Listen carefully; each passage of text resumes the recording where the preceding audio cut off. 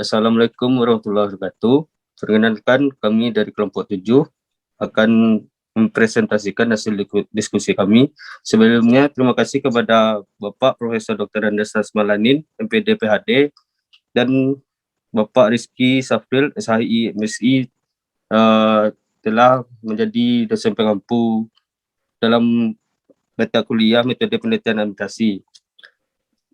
Sebelum memasuki hasil presentasi kami, angka baik kami perkenalkan diri dahulu, yaitu Randy Marcelino Herman, NIM 18042184 sebagai moderator, dan rekan saya Nada Salmi Wahyuni, NIM 19042160.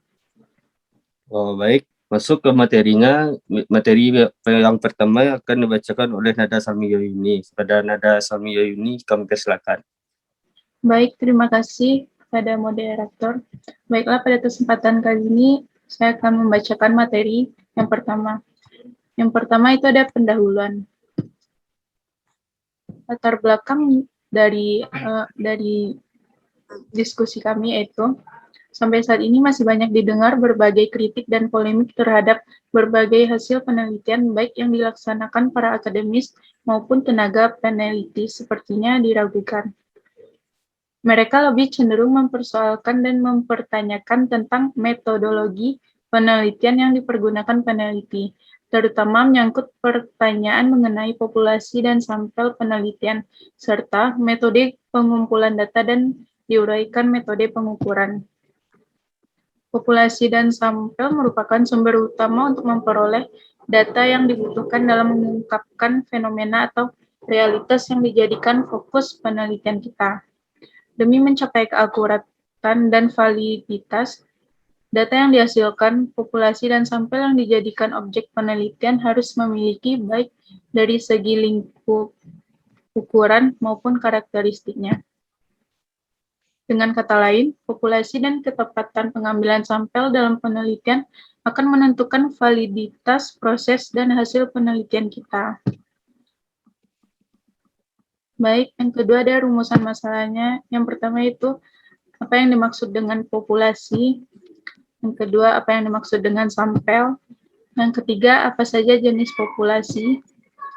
Dan yang terakhir, bagaimana cara pengambilan sampel atau teknik sampling. Tujuan masalahnya yaitu yang pertama, untuk mengetahui pengertian populasi dan sampel.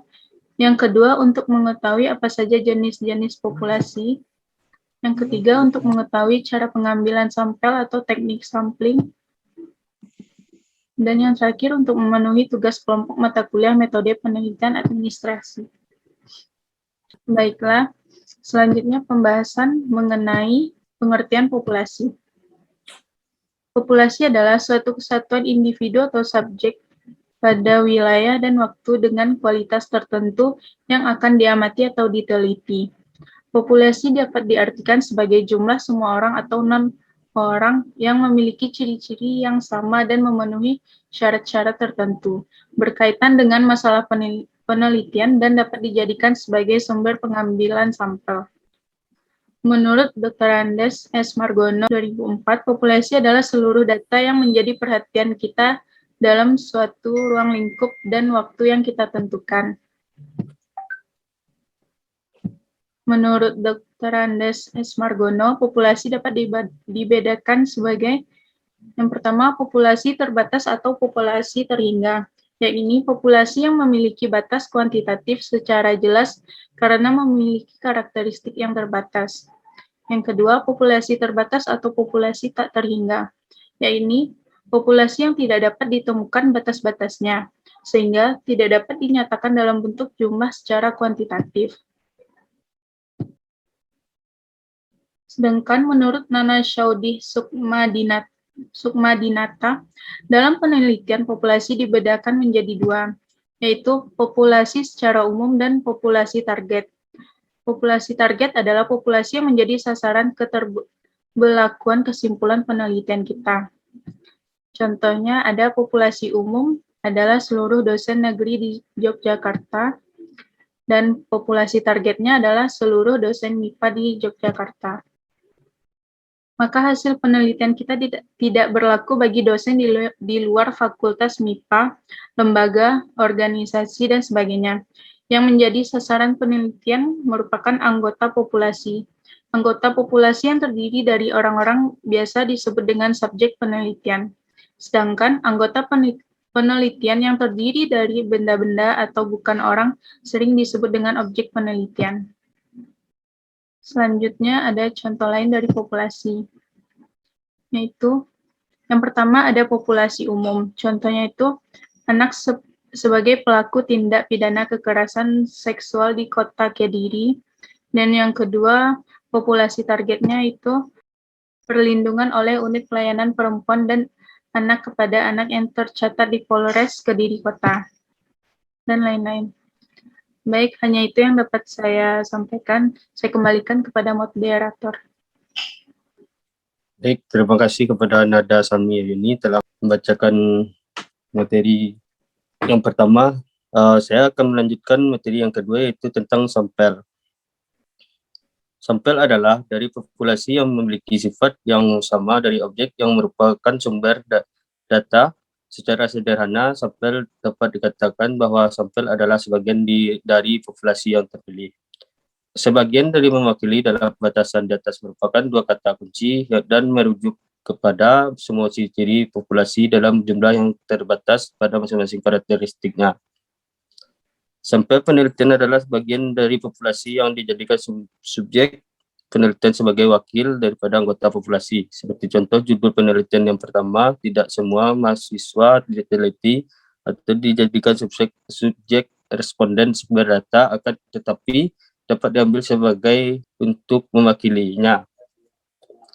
Begitu pula dengan contoh yang kedua, yang berarti tidak semua konsumen menjadikan responden penelitian, akan tetapi sebagian konsumen dapat mewakili penelitian. Semacam ini disebut penelitian sampling. Baik, selanjutnya yaitu ciri-ciri sampel sebagai berikut. Yang pertama yaitu sampel dipilih dengan cara hati-hati dengan menggunakan cara tertentu dengan benar. Yang kedua, sampel harus mewakili populasi sehingga gambaran yang diberikan mewakili keseluruhan karakteristik yang terdapat pada populasi. Yang ketiga, biasanya ukuran sampel hendaklah mempertimbangkan tingkat kesalahan sampel yang dapat ditoleransi, tingkat kepercayaan yang dapat diterima secara statistik. Saya lanjut kepada cara pengambilan sampel. Yang pertama itu representatif atau yang disebut dengan mewakili. Suatu sampel yang dikatakan representatif apabila ciri-ciri sampel yang berkaitan dengan tujuan penelitian sama atau hampir dengan ciri-ciri populasinya. Dengan sampel yang representatif seperti ini, maka informasi yang dikumpulkan dari sampel hampir sama telitinya dengan informasi yang dapat dikumpulkan dari populasinya. Yang kedua, biasanya sampel harus memadai. Suatu sampel yang baik juga harus memenuhi syarat bahwa ukuran atau besarnya memadai untuk dapat meyakinkan kestabilitas ciri-cirinya. Lanjut, pendapat Bailey pada tahun 1982. Untuk penelitian yang akan menggunakan analisis data dengan statistik besar sampel yang paling kecil adalah 30. Walaupun ia juga mengakui bahwa banyak penelitian lain menganggap bahwa sampel sebesar 100 merupakan jumlah yang minimum. Lanjut kepada jenis-jenis populasi. Yang pertama yaitu populasi berdasarkan atas jumlah. Populasi terbatas yang disebut dengan objek penelitian dapat dihitung. Populasi yang tidak terbatas disebut dengan objek penelitian yang tidak dapat dihitung. Yang kedua yaitu populasi berdasarkan atas turunan dari populasi yang tidak terbatas ruang lebih sempit. Yang pertama teoritis, yang kedua tersedia. Saya lanjut dengan jenis-jenis populasi yang ketiga, yaitu populasi berdasarkan variasi unsur pembentuk sumber data. Yang pertama, populasi bersifat homogen. Populasi di mana sumber data yang unsur-unsur pembentuknya memiliki yang sama. Populasi semacam ini banyak dijumpai dalam bidang ilmu keteknikan. Yang kedua, populasi bersifat heterogen. Populasi di mana pembentuk sumber data yang unsur-unsurnya memiliki sifat-sifat atau keadaan yang bervariasi sehingga perlu ditetapkan lebih lanjut batas-batasnya baik secara kualitatif maupun kuantitatif. Saya lanjut kepada teknik sampling. Teknik sampling adalah merupakan teknik pengambilan sampel untuk menentukan sampel yang akan digunakan dalam penelitian. Terdapat berbagai teknik sampling yang digunakan. Saya lanjut dengan macam-macam teknik sampling. Yang pertama, probability sampling atau pengambilan sampel berdasarkan peluang. Pengertiannya, teknik pengambilan sampel yang memberikan peluang yang sama bagi setiap unsur anggota populasi untuk dipilih menjadi anggota sampel. Yang pertama yaitu simple sample random sampling. Dikatakan di sini dalam makalah, dikatakan simple sederhana karena pengambilan anggota sampel dari populasi dilakukan secara acak tanpa memperhatikan strata yang dalam populasi itu. Yang kedua yaitu proportionate stratified dan random sampling. Disebut dengan teknik digunakan bila populasi mempunyai anggota atau unsur yang tidak homogen dan berstrata secara proporsional. Yang ketiga yaitu disproportionate stratified random sampling. Teknik ini digunakan untuk menentukan jumlah sampel bila populasi berstrata tetapi kurang proporsional. Yang keempat, cluster sampling. Digunakan untuk menentukan sampel bila objek yang akan diteliti atau sumber data yang luas, misal penduduk dari suatu negara, provinsi, atau kabupaten. Arti cluster adalah tandan maupun atau kelompok berbeda dengan teknik sampling. Saya lanjut dengan probability sampling.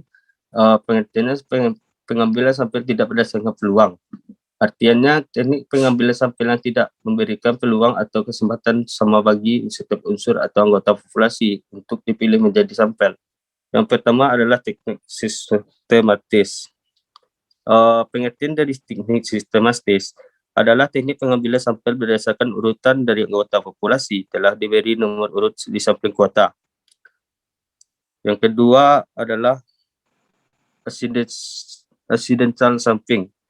Adalah teknik penentuan sampel berdasarkan kebetulan, yaitu siapa saja yang secara kebetulan bertemu dengan peneliti dapat digunakan sebagai sampel. Yang ketiga, sampling purposive. Adalah teknik penentuan sampel dengan pertimbangan tertentu. Yang keempat, sampling jenuh. Adalah teknik penentuan sampel bila semua anggota populasi digunakan sebagai sampling. Yang kelima adalah snowball sampling. Adalah teknik penentuan sampel yang mula-mulanya jumlah kecil kemudian menjadi besar. Penutup saya bacakan di sini. Kesimpulannya adalah populasi adalah wilayah generalisasi yang terdiri atas objek atau subjek yang mempunyai kualitas dan karakteristik tertentu yang ditetapkan oleh peneliti untuk dipelajari kemudian ditarik kesimpulannya. Jadi, populasi bukan hanya orang, tetapi juga objek dan benda-benda alam yang lainnya. Yang kedua, sampel adalah bagian dari populasi yang memiliki sifat-sifat yang sama dari objek yang merupakan sumber data. Secara sederhana, sampel dapat dikatakan bahwa sampel adalah sebagian dari populasi yang terpilih dari mewakili populasi tersebut. Baik. Demikianlah hasil presentasi kami. Kami sadar makalah ini masih jauh dari kesempurnaan. Oleh karena itu, kritik dan saran yang membangun sangat kami harapkan demi perbaikan makalah selanjutnya. Kami minta maaf apabila ada kesalahan dalam penulisan dan isi makalah ini. Semoga makalah ini bermanfaat bagi kita semua. Atas perhatiannya, kami ucapkan terima kasih. Assalamualaikum warahmatullahi wabarakatuh.